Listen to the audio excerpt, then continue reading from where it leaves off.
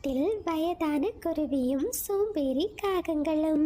ஒரு நாள் ஒரு வயசான பாட்டிமா தானியங்களையும் மரக்கட்டைகளையும் தேடி புதிதா ஒரு காட்டுக்கு பறந்து போனாங்க. ரொம்ப தூரம் பறந்து போன பாட்டிமாவோட கண்களுக்கு ஒரு காஞ்ச மரத்தடி வாரத்துல நிறைய தானியங்கள் இருக்கிறது தென்பட்டுச்சு. உடனே பாட்டிமா ரொம்ப சந்தோஷமா அந்த மரத்தோட பக்கத்துல பறந்து போனாங்க. அந்த மரத்தடி வாரத்துல இருந்த ஒவ்வொரு தானியங்களா எடுக்க ஆரம்பிச்சாங்க. பிறகு கட்டைகளையும் எடுத்து ஒன்னா சேர்க்க ஆரம்பிச்சாங்க. அந்த தானியங்களை ஒரு மூட்டையில கட்டிக்கிட்டு மரக்கட்டையும் எடுத்துக்கிட்டு பாட்டிமா தன்னோட காட்டை நோக்கி பறக்க ஆரம்பிச்சாங்க. ஆனா கொஞ்ச நேரத்திலேயே ரொம்பவும் சோர்வான பாட்டிமா ஒரு மரத்தோட கிளையில உட்கார்ந்தாங்க. இன்னும் ரொம்ப தூரம் போகணுமே, ரொம்ப தாகமா வேற இருக்கு. இந்த காட்டுல ஆற்றங்கரை எங்க இருக்கும்னு தெரியல அப்படின்னு பாட்டிமா சொல்லிக்கிட்டு இருந்த நேரம் ராணிக்காக ஒரு மரத்தடி வாரத்துல உட்கார்ந்து ஓய்வெடுக்கிறத பார்த்தாங்க. உடனே பாட்டிமா ராணிக்காகத்தோட பக்கத்துல பறந்து போனாங்க. மகளே, இந்த காட்டுல ஆற்றங்கரை எங்க இருக்குன்னு சொல்லுவியா? இப்படியே நேரா பறந்து போன கொஞ்ச தூரத்திலேயே ஒரு ஆற்றங்கரை வரும். அங்க நிறைய தண்ணீர் இருக்கு. சரி மகளே, நான் இப்பவே போறேன். பாட்டிமா இருங்க இருங்க, நீங்க ஏற்கனவே ரொம்ப களைப்பா இருக்கீங்க. இந்த நேரத்துல இந்த தானியத்தையும் மரக்கட்டைகளையும் எடுத்துக்கிட்டு அவ்வளவு தூரம் போனா இன்னும் சோர்வாகிடுவீங்க. நீங்க முதல்ல அந்த நதியில இருந்து தண்ணீரை குடிச்சிட்டு வாங்க. அது வரைக்கும் உங்க மரக்கட்டைகளையும் தானியத்தையும் நான் பத்திரமா பாத்துக்கிறேன். சரி மகளே, நான் கஷ்டப்பட்டு இதையெல்லாம் எடுத்துட்டு வந்திருக்கேன். கொஞ்சம் பத்திரமா பாத்துக்கோமா அப்படின்னு சொன்ன பாட்டிமா மரக்கட்டையும் தானியத்தையும் ராணிக்காகத்துக்கிட்ட கொடுத்துட்டு தண்ணீர் குடிக்கிறதுக்காக நதிக்கரையை நோக்கி பறந்து போனாங்க. எனக்கு இன்னைக்கு இவ்வளோ பெரிய அதிர்ஷ்டம் அடிக்கும்னு நான் நினைக்கவே இல்லை அப்படின்னு சொன்ன தந்திரமான ராணிக்காகவும் அந்த தானியத்தையும் மரக்கட்டைகளையும் எடுத்துக்கிட்டு தன்னோட வீட்டுக்கு பறந்து போயிடுச்சு. கலு, சீக்கிரம் இந்த மூட்டையை பிரிச்சு இதுல இருக்கிற தானியங்களை சாப்பிடுவோம். எனக்கு ரொம்ப பசிக்குது. அமராணி, இந்த மரக்கட்டைகளையும் தானியங்களையும் நீ எங்க இருந்து எடுத்துட்டு வர? காலுக்காக இப்படி கேட்டதுமே ராணிக்காகவும் நடந்த விஷயத்த காலு கிட்ட சொல்லுச்சு. பாவம், அந்த வயசான பாட்டி தன்னோட தானியத்தையும் மரக்கட்டைகளையும் தேடி அழ போறாங்க அப்படின்னு பேசிக்கிட்டு ரெண்டு காகங்களும் அந்த தானிய மூட்டைய பிரிச்சு அதுல இருந்த தானியங்களை சாப்பிட ஆரம்பிச்சாங்க. அதே நேரத்துல நதிக்கரைக்கு போன பாட்டிமா வயிறு நிறைய தண்ணீரை குடிச்சுக்கிட்டு இருந்தாங்க. புராணு, உங்களுக்கு ஒரு விஷயம் தெரியுமா? அந்த மோசமான ராணிக்காகும் நேத்துக்கு நான் ஆசையா பாயாசம் செஞ்சு என்னோட வீட்டுல வச்சிருந்தேன். தூரத்துல சமோசா ஃப்ரீயா கிடைக்குதுன்னு சொல்லி என்னை வீட்டை விட்டு வெளியே போக வச்சுட்டு என்னோட பாயாச பானைய மொத்தமா எடுத்துடுச்சு. ஸ்டெல்லா, நீ மட்டுமா அந்த காகத்துக்கிட்ட ஏமாந்த? அது என்னையும் தான் ஒரு நாள் ஏமாத்திடுச்சு. ஒரு நாள் நல்லா மழை பெஞ்சுக்கிட்டு இருந்துச்சு. அந்த காகம் பழங்களை கொடுக்கறதா சொல்லி என்கிட்ட இருந்த தானியத்தையும் பறிச்சிடுச்சு அப்படின்னு ரெண்டு பறவைகளும் பேசிக்கிட்டு இருந்ததை கேட்ட பாட்டிமா ரொம்பவும் பயந்துட்டாங்க. பாட்டிமா ரொம்ப வேகமா அந்த மரத்தடி வாரத்தை நோக்கி பறந்து போனாங்க. மோசமான காகம் என்னை எப்படி ஏமாத்திடுச்சு அப்படின்னு சொன்ன பாட்டிமா அந்த மரத்தடி வாரத்துல உட்கார்ந்து என்ன செய்யறதுன்னே தெரியாம அழ ஆரம்பிச்சாங்க. பாட்டிமா அழறத பார்த்த மிட்டுக்கிளி அந்த இடத்துக்கு பறந்து வந்துச்சு. பாட்டிமா, என்னாச்சு? நீங்க எதுக்காக இங்க உட்கார்ந்து அழுதுகிட்டு இருக்கீங்க? தம்பி, ஒரு காகத்தை பத்தி தெரியாம அது கிட்ட என் தானியத்தையும் மரக்கட்டைகளையும் பார்க்க சொல்லிட்டு நான் தண்ணி குடிக்க போனேன். திரும்பி வந்து பார்த்தா என் தானியமும் இல்ல, மரக்கட்டைகளும் இல்லப்பா. பாட்டி, நீங்க உங்க மரக்கட்டைகளையும் தானியத்தையும் மறந்துட வேண்டியதுதான். அவங்க இந்த காட்டுல ஏமாத்தாத ஆளே கிடையாது. மகனே, நீ அந்த காகங்களோட வீடு எங்க இருக்குன்னு மட்டும் சொல்லு. நான் எப்படியாச்சும் அவங்க கிட்ட பேசி என்னோட உணவை வாங்கிட்டு வந்துடுறேன்.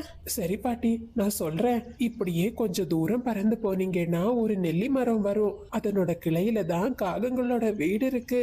சரிப்பா, உனக்கு ரொம்ப நன்றி அப்படின்னு சொன்ன பாட்டிமா காகங்களோட வீட்டை நோக்கி பறக்க ஆரம்பிச்சாங்க.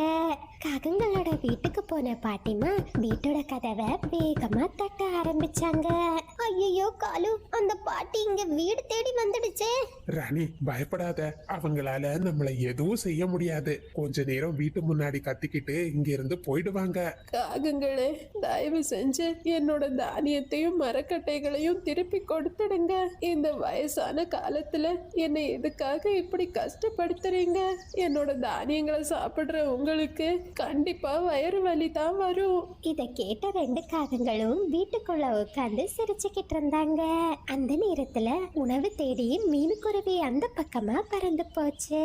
வயசான குருவி அழுகிற சத்தத்தை கேட்டு மீனுக்குருவி அந்த இடத்துக்கு வந்துச்சு. பாட்டிமா, என்னாச்சு? எதுக்காக அழுதுகிட்டு இருக்கீங்க? மீனுக்குருவி இப்படி கேட்டதுமே பாட்டிமா நடந்த விஷயம் எல்லாத்தையும் சொன்னாங்க. அட பாட்டிமா, கவலைப்படாதீங்க, என் வீட்ல கொஞ்சம் தானியம் இருக்கு, நான் அதை உங்களுக்கு தரேன் அப்படின்னு சொன்ன மீனுக்குருவி பாட்டிமாவை கூட்டிக்கிட்டு தன்னோட வீட்டுக்கு பறந்து போச்சு. வீட்டுக்கு வந்த மீனுக்குருவி தான் சேமிச்சு வச்ச தானியத்தை பாட்டிமாவுக்கு கொடுத்துச்சு. மகளே, உனக்கு ரொம்ப நன்றிம்மா. வீட்ல என்னோட பேத்தி எனக்காக பசியோட காத்துக்கிட்டு இருப்பா. வயசான குருவியும் அந்த தானியத்தை எடுத்துக்கிட்டு தன்னோட காட்டை நோக்கி பறந்து போச்சு. அப்படியே காட்டுல ராத்திரி நேரம் வந்துச்சு. பாட்டி, இன்னைக்கு எனக்காக நிறைய தானியங்களை எடுத்துட்டு வரேன்னு சொன்னீங்க. ஆனா இங்க கொஞ்சம் தானியம் தானே பாட்டி இருக்கு. அது ஒரு பெரிய கதைம்மா. ஒரு மோசமான காகத்துக்கிட்ட நான் ஏமாந்துட்டேன். நீ இந்த தானியத்தை சாப்பிடு. நாம இன்னைக்கு மழை வரக்கூடாதுன்னு கடவுள்கிட்ட வேண்டிப்போம். நாளைக்கு நான் மரக்கட்டைகளை தேடி நம்மளோட வீட்டை சரி செஞ்சிடுறேன். பாட்டிமா இப்படி சொன்னதுமே ரோசியும் தான் பாட்டிமா கொண்டு வந்த தானியங்களை சாப்பிட ஆரம்பிச்சா. ஆனா அந்த காட்டுல ராத்திரி நேரமே மழைக்காலம் வர ஆரம்பிச்சிடுச்சு. கொஞ்ச நேரத்திலேயே காட்டுல ஜோரா மழை பெய்ய ஆரம்பிச்சிடுச்சு. அப்பாவி பாட்டிமாவோட வீடு நிறைய இடங்கள்ல ஒழுக ஆரம்பிச்சிடுச்சு. அட கடவுளே, இன்னைக்கு எனக்கு சோதனைக்கு மேல சோதனையா இருக்கேன். நான் எப்படி இந்த மழை காலத்துல என் வீட்டை சரி பண்ண போறேன்? அந்த நேரத்துல அந்த கொற்ற மலையில நனைஞ்சுக்கிட்டே ஒரு திருட்டு ஆந்தை பாட்டிமாவோட வீட்டுக்குள்ள வந்துடுச்சு. எங்களை ஒன்றும் பண்ணிடாதீங்க. உங்களுக்கு தர்றதுக்கு எங்க கிட்ட எதுவுமே இல்லை. ஹே பாட்டி, நான் உன்கிட்ட எதுவும் வாங்குறதுக்கு வரல. இது நான் கஷ்டப்பட்டு திருடின பொருட்கள். இத உன் வீட்ல பத்திரமா வச்சுக்கோ. நான் 2 நாட்கள் கழிச்சு மறுபடியும் இங்க வருவேன். நீ ஒழுங்கா இந்த பொருட்களை எனக்கு திருப்பி கொடுத்துடணும், புரியுதா? மழை நேரத்துல என்னால இந்த பொருட்களை ரொம்ப தூரம் எடுத்துட்டு போக முடியாது. அதான் இதை இங்க வச்சுட்டு போறேன் அப்படின்னு சொல்லிக்கிட்டு அந்த ஆந்தை திருடின பொருட்களை பாட்டிமாவோட வீட்டுல வச்சுக்கிட்டு அங்கிருந்து பறந்து போச்சு. அப்படியே மறுநாள் பொழுது விடிஞ்சது. அந்த காகங்களுக்கு பாட்டிமா ஒரு நல்ல பாடத்தை கத்து கொடுக்கணும்னு நினைச்சாங்க. அவங்க அந்த மூட்டையை எடுத்துக்கிட்டு காகங்களோட வீட்டுக்கு பறந்து போனாங்க. காகங்களே, நேத்தைக்கு எங்க காட்டுல பலமா மழை பெஞ்சது. நீங்க தயவு செஞ்சு இந்த மரக்கட்டைகளை என்கிட்ட கொடுத்துடுங்க. அதுக்கு பதிலா நான் உங்களுக்கு நிறைய பொற்காசுகளை கொடுக்கறேன் அப்படின்னு சொன்ன பாட்டிமா அந்த மூட்டைய திறந்து காட்டினாங்க. இத பார்த்த 2 காகங்களும் ரொம்ப பேராசப்பட்டாங்க. ஆகா, எவ்வளோ பொற்காசு, எவ்வளோ பொற்காசு! பாட்டிமா, இந்த உன் மரக்கட்டைய நீயே வச்சுக்கோ அப்படின்னு சொன்ன காகங்கள் அந்த பொற்காசை வாங்கிக்கிட்டு மரக்கட்டைய பாட்டிமாவுக்கு கொடுத்தாங்க. பாட்டிமா அந்த மரக்கட்டைகளை வச்சு தன்னோட வீட்டுல இருக்கிற எல்லா ஓட்டைகளையும் சரி பண்ணாங்க. அந்த திருட்டு ஆந்தை மறுபடியும் பாட்டிமாவோட வீட்டுக்கு வந்து, ஹே பாட்டி, என்னோட தங்க காசுகளை திருப்பி கொடு. நான் அதை எடுத்துக்கிட்டு என் காட்டுக்கு போகணும். மகனே, உன் தங்க காசை நான் ரொம்ப பத்திரமா பாதுகாத்தேன்பா. ஆனா என் வீட்டுல பொற்காசு இருக்கிற விஷயத்த தெரிஞ்சுக்கிட்டு 2 மோசமான காகங்கள் என்ன அடிச்சு போட்டுட்டு அந்த பொற்காசுகளை எடுத்துட்டு போயிட்டாங்க. ஹே பாட்டி, அந்த காகங்களோட வீடு எங்க இருக்குன்னு சொல்லு. பக்கத்து காட்டுல ஒரு நெல்லி மரத்தோட கிளையில ஒரு காகங்களோட வீடு இருக்கு. அவங்க வீட்டுல நீ போய் பார்த்தா உன்னோட பொற்காசுகள் அங்கதான் இருக்கும். உடனே அந்த யாரோ ரொம்ப கோபமா பக்கத்து காட்டை நோக்கி பறந்து போனாரு. ஜன்னல் வழியா எட்டி பார்த்த ஆந்தை வீட்டுக்குள்ள தன்னோட பொற்காசு மூட்டை இருக்கிறத பார்த்துச்சு.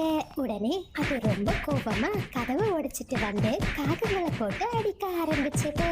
நானே பெரிய திருட, நீங்க என்கிட்ட இருந்தே திருட பாக்குறீங்களா அப்படின்னு சொல்லிக்கிட்டு அந்த யார் தன்னோட பொற்காசு மூட்டையை எடுத்துக்கிட்டு அங்கிருந்து பறந்து போயிட்டாரு. மற்றவங்களை ஏமாத்தின காகத்துக்கு ஒரு நல்ல பாடமும் கிடைச்சிடுச்சு. நண்பர்களே, இது சப்ஸ்கிரைபர் விருப்பத்திற்கான நேரம். ஹாய் தர்ஷித், இனியா, கீர்த்தி 2 குட்டீஸ்க்கும் ஒரு பெரிய ஹாய். பிரியதர்ஷினி, தேவதாஸ் 2 குட்டீஸ்க்கும் ஒரு பெரிய ஹாய். கவின், வேலன், பிரதீக்ஷா எல்லா குட்டீஸ்க்கும் ஒரு பெரிய ஹாய். ஆதிதேவ், கிருஷிவ் 2 குட்டீஸ்க்கும் ஒரு பெரிய ஹாய். பிளஸ்ஸி, பவானி 2 குட்டீஸ்க்கும் ஒரு பெரிய ஹாய். பிரபா, மித்ரா எல்லா குட்டீஸ்க்கும் ஒரு பெரிய ஹாய். கிருஷிகா, கிரணிகா 2 குட்டீஸ்க்கும் ஒரு பெரிய ஹாய். விஷாலினி, பாலா, சாய் சஸ்துவிகா எல்லா குட்டீஸ்க்கும் ஒரு பெரிய ஹாய். ஹாய் நேத்ரன் பாப்பா. நேத்ரன் பாப்பா, நீங்க நல்லா படிச்சு சமத்து குட்டியா இருக்கணும். படிச்சாதான் நம்ம வாழ்க்கையில சந்தோஷமா இருக்க முடியும். ஹாய் ஹர்ஷா. துருவன், பிரணவி 2 குட்டீஸ்க்கும் ஒரு பெரிய ஹாய்.